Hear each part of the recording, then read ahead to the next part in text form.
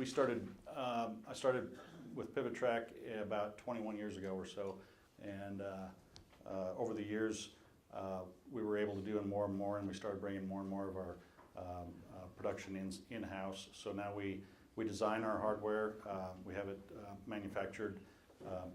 We send our board designs to a company in Malaysia, and they print it, and then it gets mostly populated in Malaysia and then sent back to us where we finish it out in-house.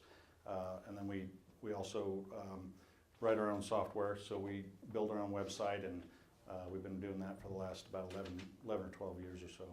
But I don't know if any of you know Lee Gibson, but a few years ago he was running for the state Senate seat in this area, and he had a line whenever he started a debate that he would say, "I'm not a public speaker, and I intend to prove that."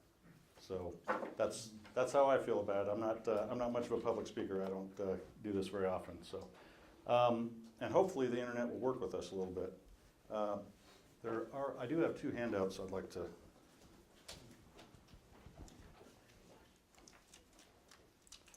Get out. Let me have one of those. Thank you.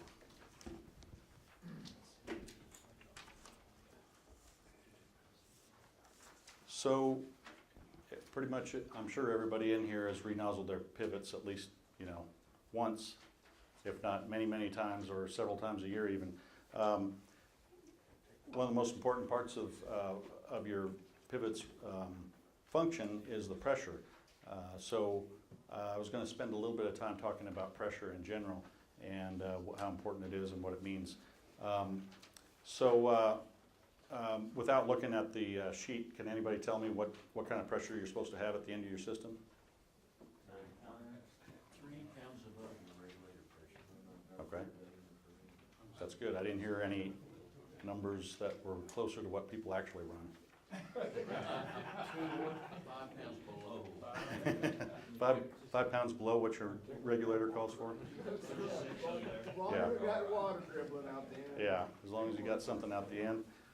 So where are most of your acres when you're running in a circle? They're on the outside span. So I look at pressures all day long.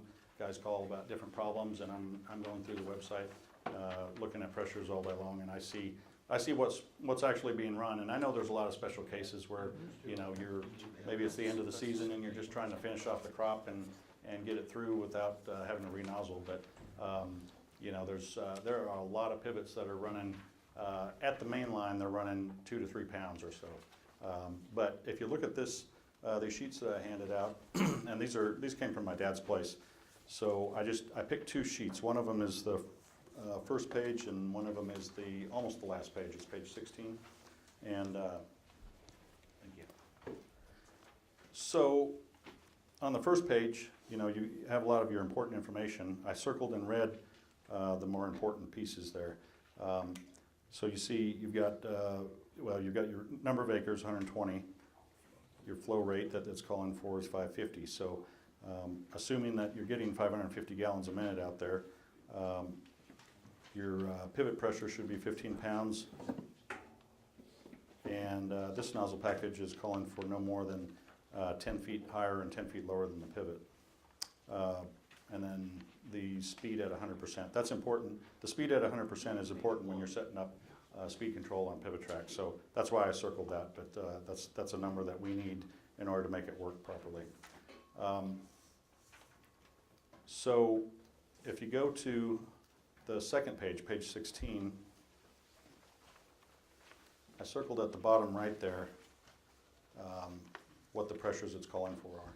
So the line pressure up at the main line is 10.6, and at the nozzle it's 15.4. So you know why it's more at the nozzle. Can anybody explain why that is?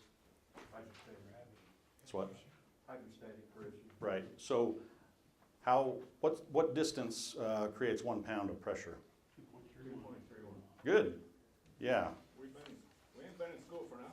Well, did you guys hear that earlier? Okay. Was it from Leon? All right. Well, that's good. Yeah, 2.3 feet is 1 pound of pressure. So when we're measuring pressure, like the pressure's up here, right there, 9 and 11. So this is, they're potato growers. Those R circles are from potato growers, and they usually keep their pressures up pretty good compared to most people. But if you measure your pressure up at the main line, which is close to where we are, we're on the drop hose, usually about 2 to 3 feet from the main line. So we'll be, if we're that far below, we're going to be about a pound higher than what the main line is. Then down at the nozzle, you may be 10 feet from your main line down to your nozzle, and so you're going to get roughly what pound difference? 4.5. Yeah, so somewhere in that ballpark. So you're going to get a little bit of an increase. Now, when you look at your gauge on the end of the sprinkler to see how much pressure you have, where do they usually put that, or where do you put it? Just above the regulator. So you're putting it at the highest point, the highest pressure point at the end of the system. And of course, as you go towards the pivot, the pressure gets a little bit higher, and the nozzle package is compensating for all that. But you're looking at the pressure right close to the nozzle, so it's going to be higher. So how many of you guys are running that 15.4 pounds that it's calling for? And this is pretty typical. You are? Well, good. Anybody else? Not very many. And mainly what I see is like the potato guys or specialty crop guys. They know how important that water is, and they're trying to manage their water every day. They're out there more so than most people, because they're trying to keep those potatoes at the right moisture and temperature. So they're really in there. So what affects the pressure as you're going through the field? Besides the elevation on the pivot, what else do you have out there that's affecting it? What's that? Volume. Volume, how much water you're pumping compared to what you're nozzled for. And then one other big factor, you've got elevation differences in the field. So as you're going around the circle, there's a gradual change in elevation, typically from the Rocky Mountains down towards the Gulf of Mexico. So on a quarter-mile pivot, you typically lose about 10 feet from one end to the other. From the northwest to the southeast, you'll typically lose about 10 feet or so. So if it were an open system where your pressure could do whatever it wanted to, you're looking at in the ballpark of about 4 pounds difference from one side to the other. Now, it is a closed system, so it's not quite that simple. It does make a difference. The water's going to go somewhere. So have you guys, you ever noticed where maybe you shorten some drop hoses to go over an engine, and you'll end up, if you don't change your nozzle size, what do you end up with in the field? Less water drives. You end up with a streak that goes all the way around the circle, because your pressure is going to be lower up there where that nozzle is if you raised it, and it's higher down where your drop hoses normally would be. So all the way around that circle, you're going to get a reduction in crop. And so that's something you need to think about. Maybe, I don't know what the magic number would be, but just increase the size slightly. Back when, I don't know if Leon went into this, is he still here? Or? Okay. I remember, it's probably been 12, 14 years ago, Leon talking about pressures and flow rates, and this was, it's probably longer than that. It was closer to 20 years. He had a little rule of thumb that he used. He said that, what was it? 1 pound of pressure, 1 pound of pressure drop at the end of the system, if you're nozzled for 700 gallons a minute, 1 pound of pressure drop is approximately 25 gallons a minute. So there's not very many quarter milers nozzled for 700 anymore, but you can imagine, if you take that rule of thumb and kind of scale it for what we're doing today, that pressure is super important. All right, we have just an example that we have. We monitor the pivots out at Larson Farms on the New Mexico line there, and they have almost all of their pivots and wells are tied together in a big manifold. They do break it up a little bit, and they have booster pumps to kind of move pressure around. But when you look at the map, their elevation difference from the northwest side of their farm to the southeast side of their farm is about 230 feet or so. So they're dealing with, if they fill the pipe up and they don't do anything to compensate for their pressure, they're dealing with about a 100-pound difference from one end of the farm to the other. They could have 100 pounds on the low end and nothing on the high end, and it's all open. So they put in a lot of equipment to try and manage that. So if you're running low pressure, and I'm spending a lot of time on pressure because it's one of the biggest problems I see with the way guys are watering. But if you're running that low pressure and you're so the water district allows you to use alternative methods to turn in for your consumption. So you can use the flow meter, or you can use a PivoTrac report or your natural gas. If you're using a reporting method like PivoTrac or FieldNet or one of them to turn in, and you're running low pressure, what's that doing for your numbers? It's inflating it. You're not putting down as much water as what you're telling them you're putting down. And I don't know anybody that wants to do that. So that's, you can try and overpressure it and get out more than what you're telling them, but that's a little difficult to do too. So, anybody have any other points on that?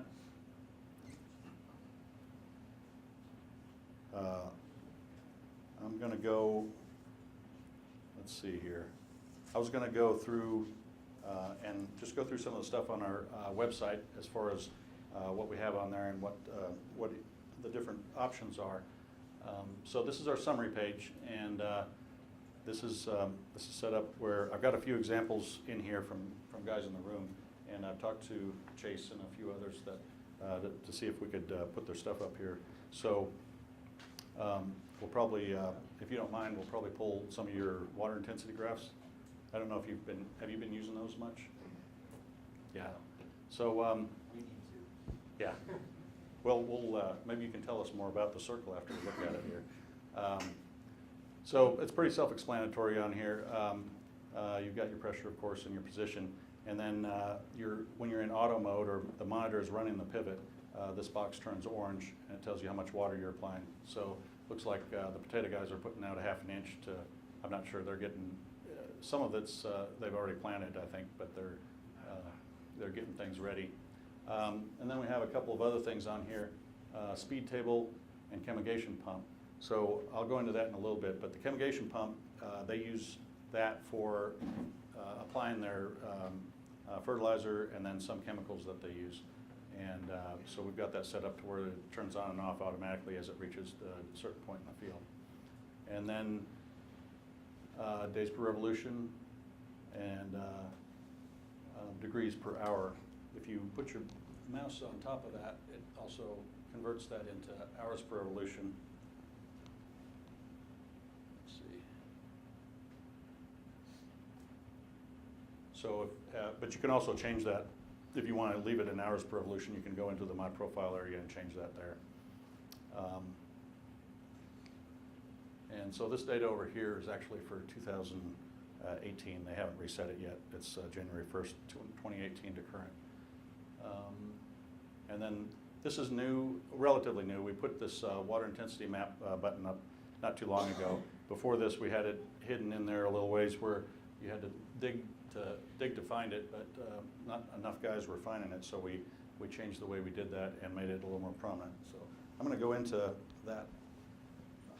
Let's see what we have pulled up here. Okay, well here's a pressure graph. This is a 1-week pressure graph. So if you're on the main website and you click on your pressure, and I'm afraid to push any buttons because I don't know if the internet's going to conk out or not. So anyway, this gives you your last week's pressure and your set point, so you can change your set point right here.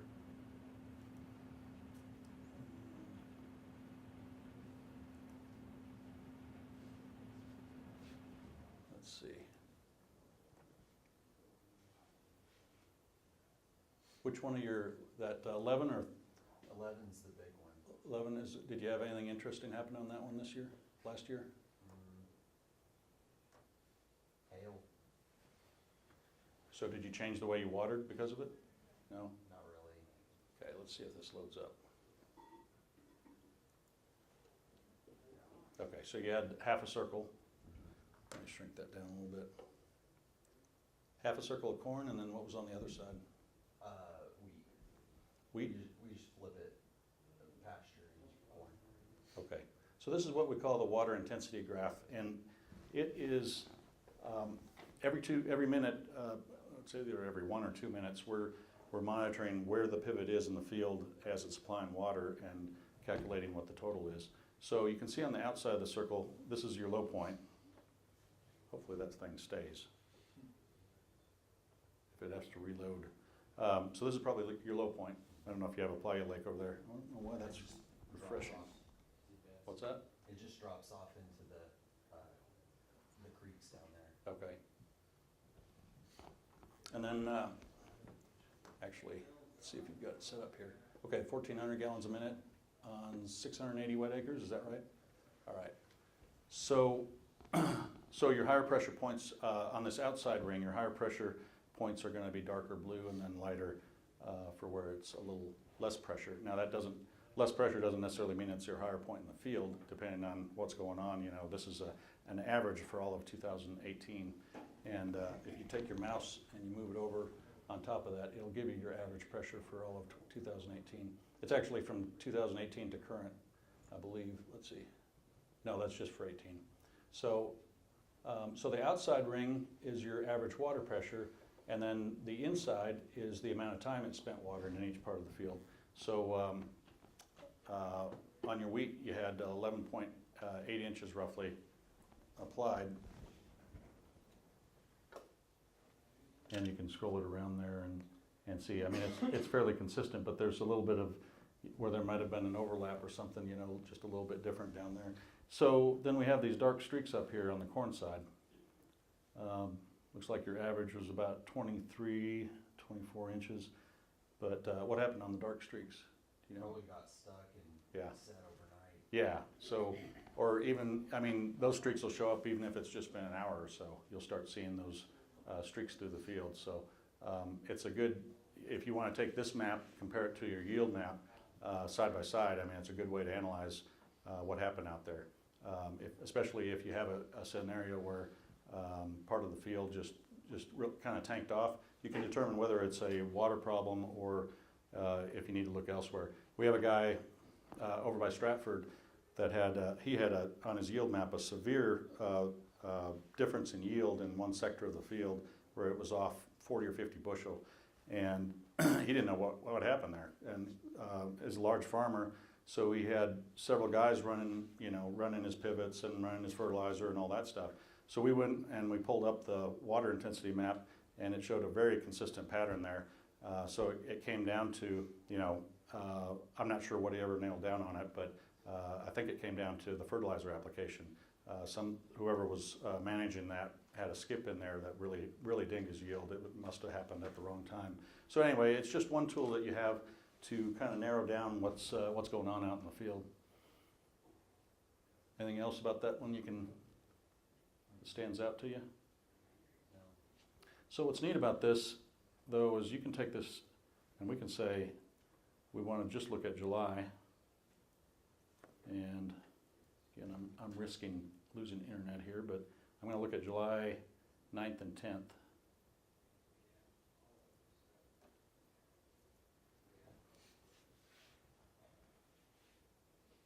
So that's where the pivot was on those days.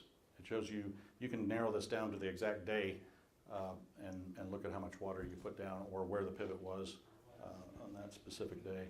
I'm not sure why it's lighter here. It must have, it reversed. So it looks like it may have started over here, hit the reverser, and it was on its way back when the snapshot ended, just the 2-day snapshot. I'm going to go back to a full year.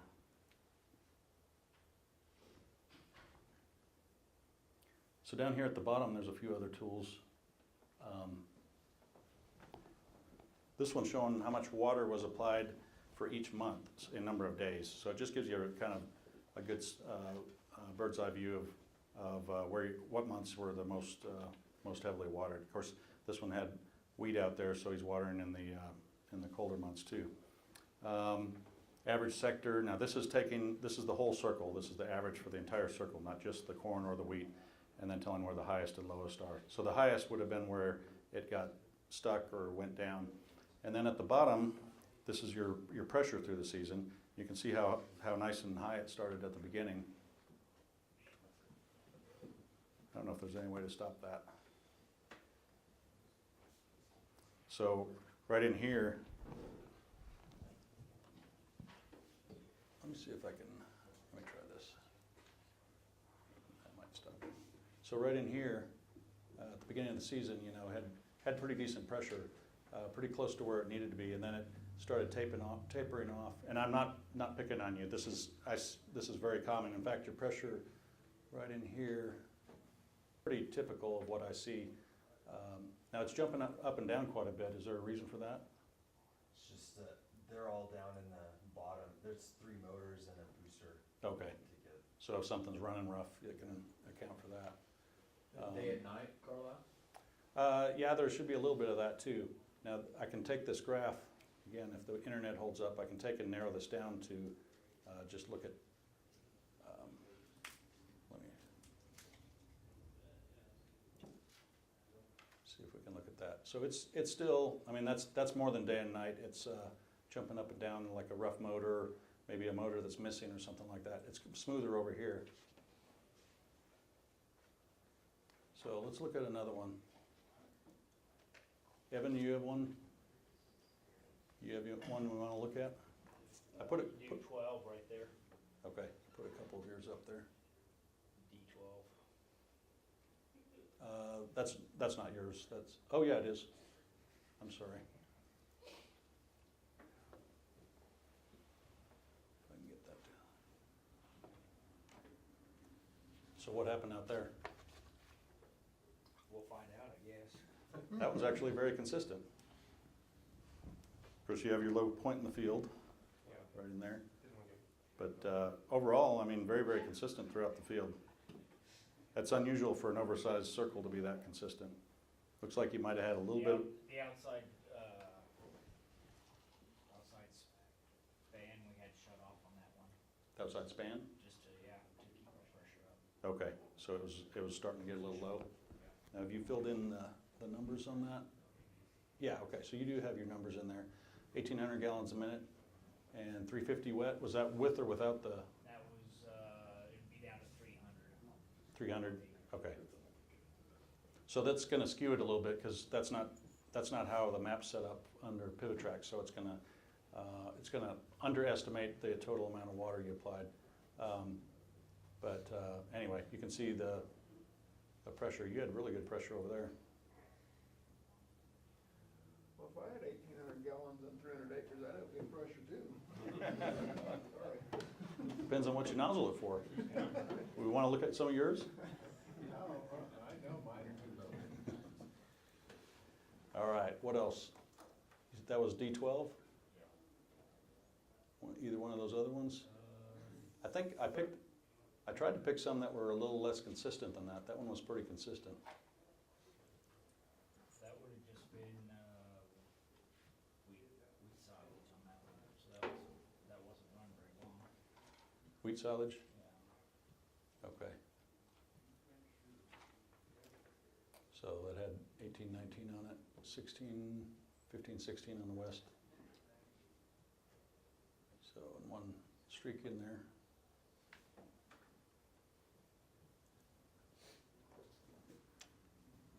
You could look at 11, that one windshield wires. Okay.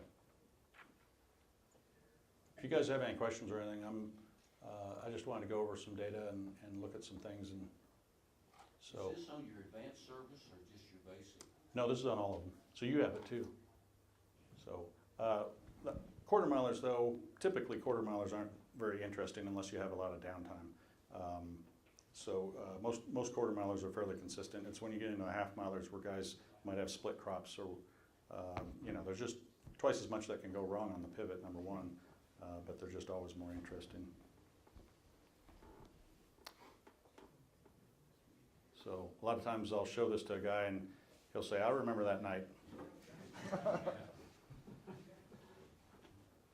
So that one's pretty consistent.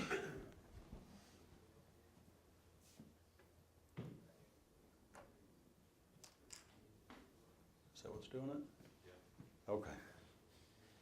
All right, we got, let's see, we have, so here's the water district. Let's see how they did.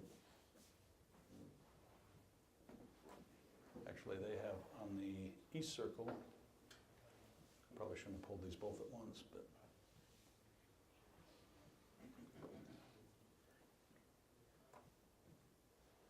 Pretty consistent. They had a lot of pressure. Yeah, It's that variable rate, or that variable frequency drive, right? yeah, that's surprisingly good pressure there. Well, and it goes up on the east side of the field because that's the low end. Yeah, but it's pretty consistent You can overall. track it, you can see exactly where the elevation change is there. Yeah, so there's the west one. That one's very consistent too.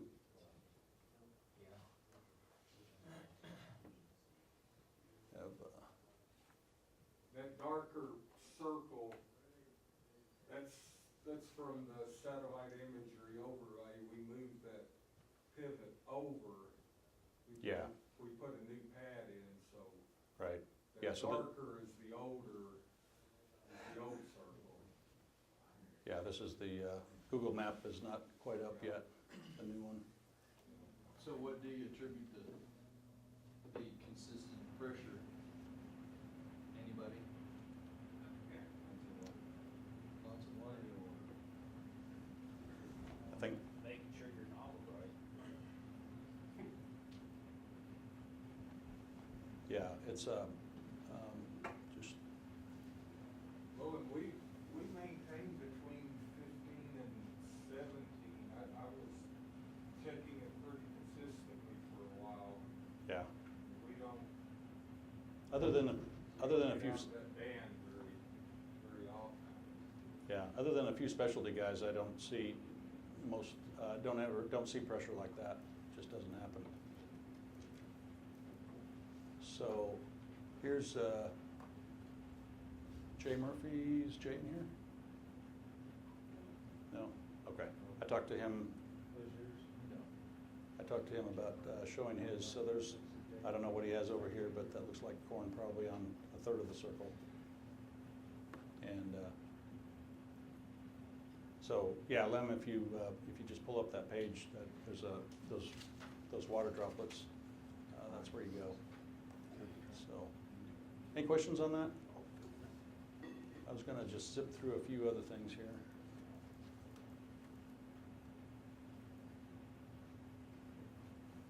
All right. So this one, we do quite a few different things that I didn't bring in here because it's irrelevant for most of you. We monitor a lot of the pumps and tanks out at Faria Dairy.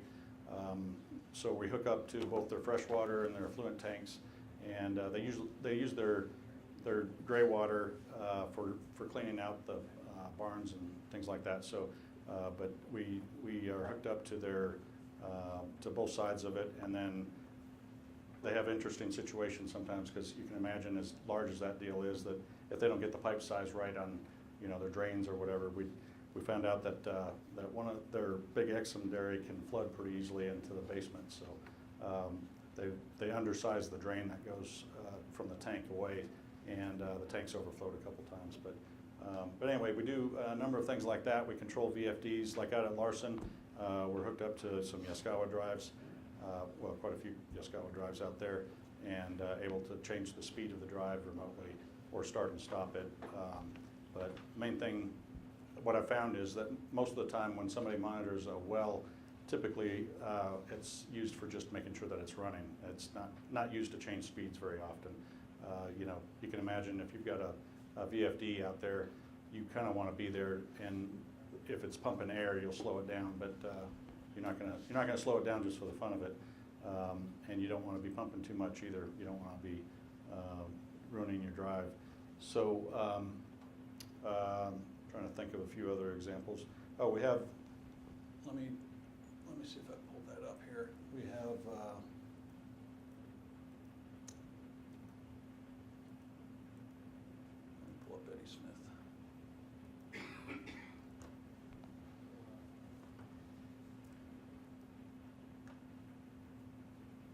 So if a guy's monitoring their pumps, we do have some software here. So he looks like he started this one here day before yesterday, and you can see where this is the current draw on the pump, 1 week graph.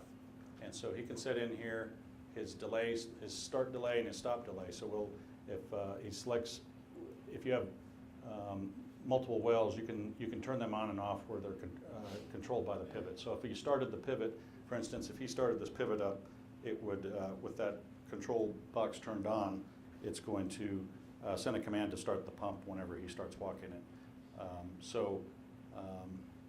This one's pulling, now this is down south, this is kind of south of Hereford, but pulling about 19 amps or so typically when it's running.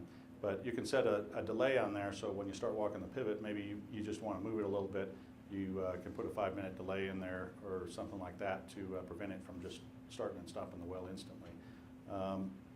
And then if you don't want it to be controlled by the pivot, you can uncheck that. So the name of his pivot is Bar North, or Barn, B-A-R-N. And then some other parameters in there that you can do. We have some guys in Idaho that they have one pump that's running 3 or 4 pivots. And I can't imagine that, but anyway, it used to be that way around here a little bit. But so they have multiple pivots on here, and they can choose which pivots are controlling that pump, selecting which one. But Are they doing that wirelessly, or you got direct braid line? Or no, it's all wireless. So this pump it's independent, but we tie it together on the server level. So you know, you can change which pivots are controlling it. You don't have to do a bunch of wiring on that. So then there's a list of the recently executed commands down here, and then you can override it. You can start it and stop it just by hand there. Any questions on the well stuff?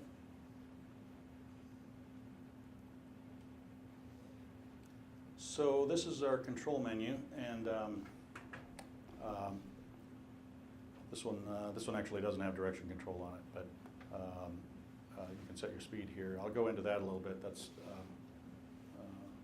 a little more. I guess we have another menu for that. This one's in auto mode, so it shows the recent commands, and then we have something new for if you are in auto mode. This yellow ring that's around there is new. If you put your mouse over it, it's going to tell you wherever you put your mouse, it's going to give you the estimated time and day that it's going to reach that point. So if you're trying to time something, this would probably be a big help, as long as your speed has been consistent. We just added that a few months ago. That'd be nice. So, And it's very accurate. No. is it very accurate? Yeah, it is. We've been testing, and it is very accurate. Now, there's always fluctuations in your field. I mean, if you set your pivot to run at a certain speed, say 10%, you know, you got to imagine if it's going through different types of soil, it's going to be changing, because everything is based on that end tower. So when your end tower has more traction, it's going to be obviously moving faster, and then if it's pushing a column of mud 20 feet long, you know, that's going to slow it down. So you got to take that into consideration. These things aren't always going to be consistent, and that's why sometimes I'll have guys that are looking at the speed estimate that we have on here, and they're watching it, you know, over the course of several weeks, and they say, well, it jumps around a little bit, and it does jump around because it actually does change in the field. We're averaging, on the summary page, we're averaging over the last, I think it's about 8 hours or so, what the speed was. So every, you know, interesting case. I heard about a deal where a guy had his end tower went over an old runway or something, and the crop behind that, you know, in that sector of the field where it was going over the runway was always a little bit off. It was a little bit less than the rest of it, and I couldn't figure out why. But what was happening was that end tower is still going 10%, whether it's in the mud or on the concrete, but it's getting all the traction it wants when it's on the concrete. So there's no slippage. It's just cruising through. So, and I saw, well, this isn't really related to that, but it's, I saw a pivot one time where the end tower was trying to move, and well, they called us out because they thought there was something wrong with the monitor, because it was showing that it really wasn't moving very far, and he was sure that it was, but we went out there and the wheels were trying to climb out of the rut, and so they would move. So if you're watching the end of it, you see it move, and then if you look away, that thing would kind of just slide back down in there, and you know. So it wasn't going very far, but that doesn't happen very often, but sometimes those ruts get pretty big. So if you're on the control screen, and I'm just going to zip through a few things here, but let's see, where's our control screen? I need to go back to the.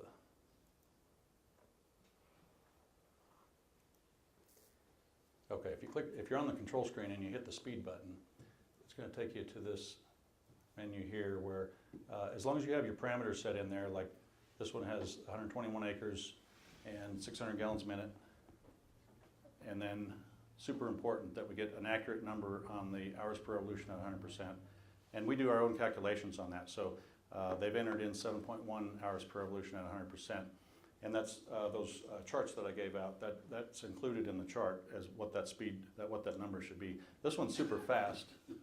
This is R19. So the potato guys will, typically they'll put on faster drives on the end with big wheels. You know, they want to be able to get that thing around because they've got, typically they have a lot of water. So this one's 600 gallons a minute, but they probably were only watering 2/3 of a field. And then they skip over the rest of it. They've got it set up to where we speed the pivot up and just zip it on through. So anyway, they set this one up as 7.1 hours per revolution. But along with the slippage that's in the field, you know, you can imagine that as the season goes on and you're pushing more and more mud, this pivot's slowing down. So if you're not changing this number in there, it's going to slowly degrade over time. But we run calculations every day where there's consistent speed, and so we're estimating that it actually should be 6.9, and they've got 7.1 in there. If that number gets too far off, we flag that one. So this one's close enough where, I mean, yeah, there's going to be a difference, but it's close enough, and you can't chase the little details like that forever either. So on the top here, you can see where you would enter in your speed by percentage, but you can also enter it in on how many days, or you can convert this to hours per revolution you want to do, or you can do it by depth of application. So instead of setting the speed, setting the speed by percentage, I can go in and change that to 1 inch, and it will calculate that, backwards calculate that to 7.8%. We also put the table down here so that you've got your chart available if you want to look it up that way. But in reality, the chart's kind of useless if you have this up here, because you can punch in whatever number you want and set your speed that way. Karlyle, are we gonna have that option on our cell phones? On the cell phone, are you talking about when you're scheduling the speed? Yeah, just to do what you're doing there. Like, I can do that on my computer, but I can't do that on my cell phone, right? Okay, right. You can do it if you log into the full-blown website on your cell phone. So the one that you're logging into is the mobile website, which is a stripped down. We are going to add it to that, but it's available on the full-blown website. And most guys, what we found on their cell phones, they're using the full-blown one anyway. There's over the course of time, as resolutions get better and better and faster, we found that the mobile website is not being used as much, but we will put it on there. So, I never can remember my login or password for using it. it's a text message away, if you just text me.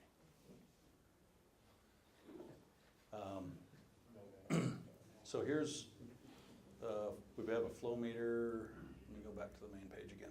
So this one has a couple of flow meters on here. These are on Paul Breland's farm, and that's showing the flow rate in the field. If you click on that, it brings up some graphs to give you your flow rate over time.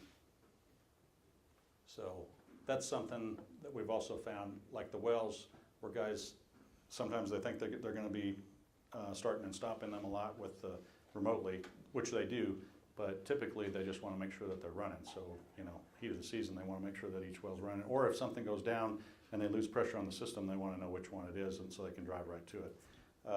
Same thing kind of with flow meters, is that a lot of guys are interested in it and think that it would be a good idea, but then when you put dollar signs to it, There's not very many people that would actually want to monitor it, but this just gives you an example of what you can do with it. So this is, he started the well up and it slowly ramped up over time, and then dropped out, shut it down or whatever they did, and then when he restarted it, it's slowly climbing.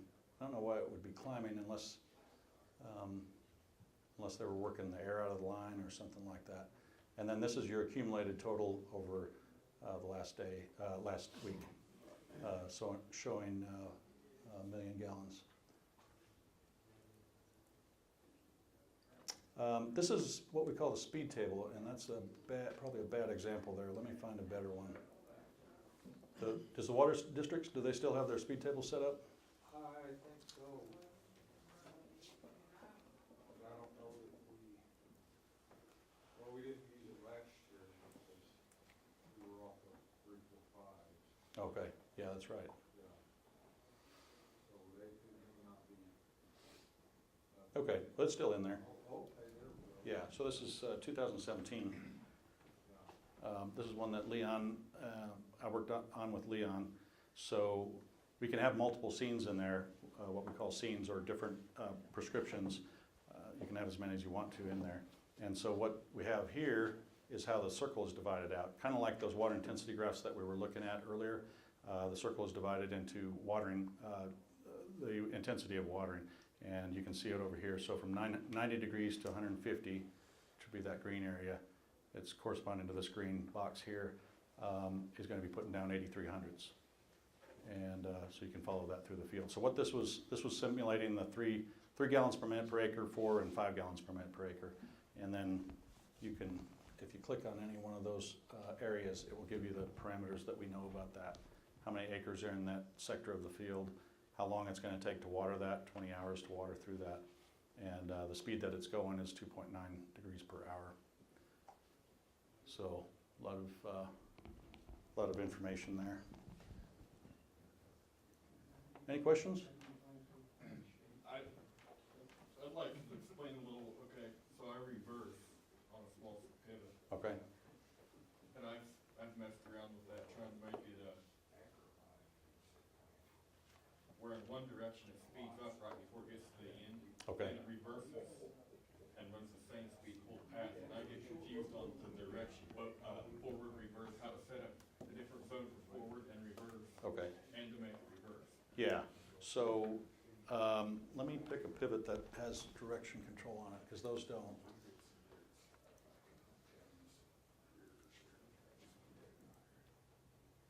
I think Breland's do.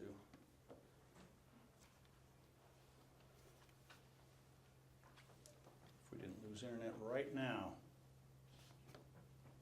Well, we'll see if that loads, but I can kind of show it to you on this one. So you see right here, you can select the direction. Have you used that? I think so. Okay, so what you can do is you can load 2 tables. You can create 2 separate views right there. You can load a forward one. Let's see if he has any others. Yeah, so there's a few in there from prior tests. So probably the first tests we put in there were in 2015. So you can go through there, and if I have internet, I can, let me load it in a different screen. No, that didn't work.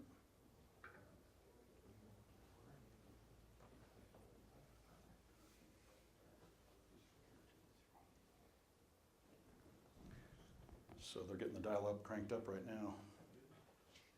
You guys don't even remember dial-up, do you?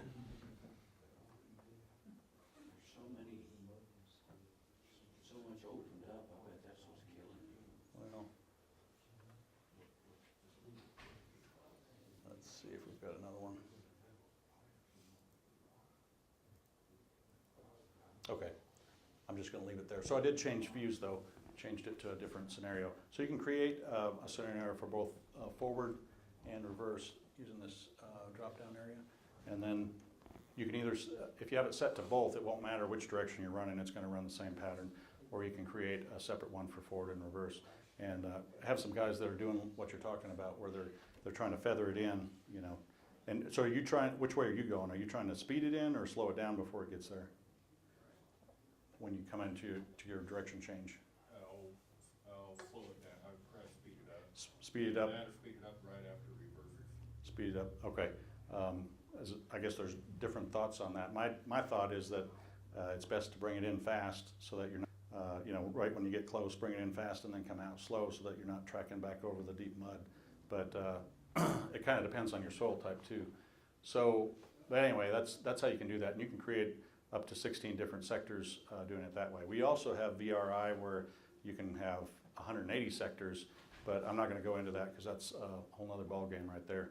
But with this one, this is a super simple, create your own setup, and so you can feather that in. So you'd create your sectors on the forward side and then go back in and create another one on the reverse side and just kind of balance out your water so that it comes out even in the end. So. And when so I set up a forward and reverse. When it comes to reverses, will automatically revert to the reverse pattern? You Yes. Go in there and click it. No, Does it go to it automatically? no, it goes to it automatically. You don't have to do anything. As long as they're both loaded, you should be good there.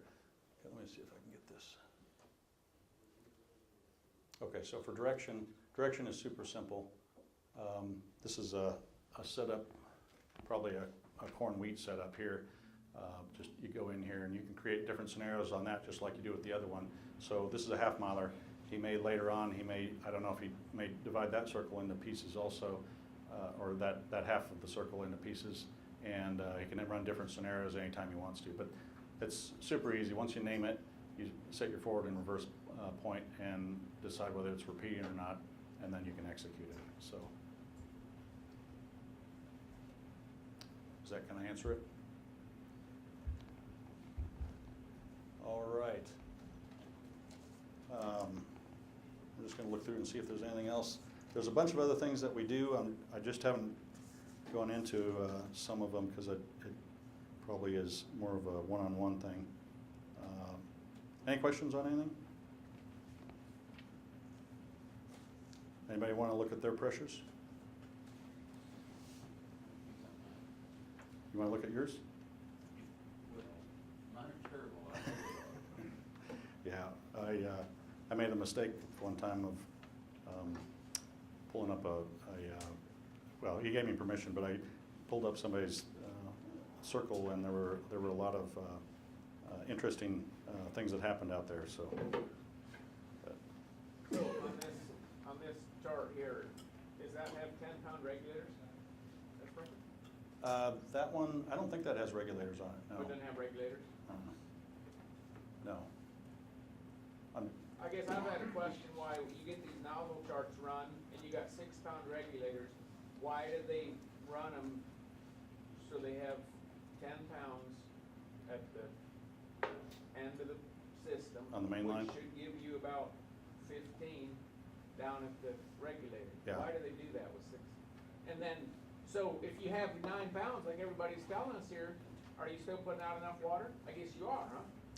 Well, as long as you're over the threshold above the regulator. Now, I'm not the right person to ask on that, but you know that you got to be able to set the regulators, or you're not going to be putting out what they're supposed to be putting out.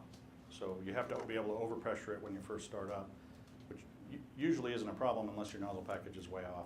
But then once it's set, you should be able to back it down just a little bit if you can hold it. I mean, if you can maintain it without losing that pressure. As soon as you lose too much pressure on those regulators, though, they open up a little bit and it starts But on a dropping. system with regulators, they're basing the nozzle size off of the 6 pound. Is that right? Yes, yeah. Yeah, because it should be that, no? Yeah, it's confusing because the nozzle is the primary regulator. And the nozzle itself is your first regulator, backs pressure up. It's an open-ended system, so it's driven by flow. So the open orifice is the first regulator. The regulator you install is just to make sure that the pressure that nozzle sees is consistent. So your question about, do they design it off of the 10 and the 6? Yes, because that's right before. But oftentimes they'll design it above and beyond because they're going to present the information given is suspect. And so they're going to add some energy to the system by increasing the pressure to make sure that the nozzle is working the way it's supposed to. They've got a fudge factor in there, yeah. Is there Now, if anything? it would work like with what Leon used to do and go just pinpoint all the way through Mhm. nozzle package, you can dial it all the way down to that nozzle, and it will work very well, but you better get your measurements right. Yeah, anything, I mean, you're the man to ask. Anything you want to add to what we talked about? That's great. So. All right, well, we've got more stuff, but it's about time, and if you guys have any questions, we'd go through that. Good? All right, thank you, appreciate it.